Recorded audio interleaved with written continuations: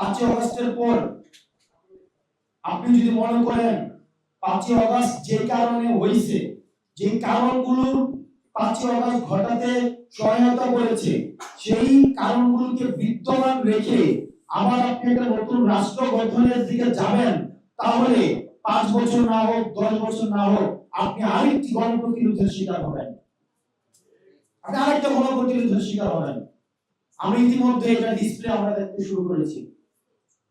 Media fascism, আমাদের ডিফেন্সের আমরা দেখছি একটা রাজনৈতিক দলের কাছে কিভাবে নতজানু হতে। পরন্তু মিডিয়া তো হওয়ার কথা ছিল জনগণের, ব্যুরোক্রেসি হওয়ার কথা ছিল জনগণের। আমাদের পুরো যে স্টেট, আমাদের যে সেটেলমেন্ট, এটা তো জনগণের জন্য হওয়ার কথা ছিল। কিন্তু দুর্ভাগ্যজনক বিষয়, এটা আমাদের সীমাবদ্ধতা রয়েছে যে অ্যাডমিনিস্ট্রেশনের জন্য, যে মিলিটারির জন্য সরকার 15 বছর ধরে প্রতিষ্ঠিত হয়েছে, আমরা তাদের কাছে আমরা দায়িত্ব করে দিয়েছি যে একটা গণমুখী রাষ্ট্র করার জন্য। 5ই আগস্টের পর আমরা অ্যাডমিনিস্ট্রেশনের বিরুদ্ধে ব্যবস্থা নিতে পারি নাই, আমরা মিডিয়ার বিরুদ্ধে ব্যবস্থা নিতে পারি নাই, আমরা মিলিটারির বিরুদ্ধে ব্যবস্থা নিতে পারি নাই। এটা আমাদের দুর্ভাগ্য। আপনি দেখবেন মিডিয়া ইন্টেনশনালি অভ্যুত্থানের সামনে যারা ছিল তাদের চরিত্র হননের চেষ্টা করেছে, এবং যা জানা গেল এই রিপোর্টের মধ্য দিয়ে তাদেরকে দুর্নীতিবাজ হিসেবে প্রমাণের বিভিন্ন সময় চেষ্টা করেছে। আমি অন্তত এখানে 100টা মিডিয়া আছে, সব মিলিয়ে ছোট বড় মেইন স্ট্রিম, এখানে হচ্ছে সোশ্যাল মিডিয়া, মাল্টিমিডিয়া, আমি সবাইকে সামনে রেখে আমি চ্যালেঞ্জ দিতে পারি।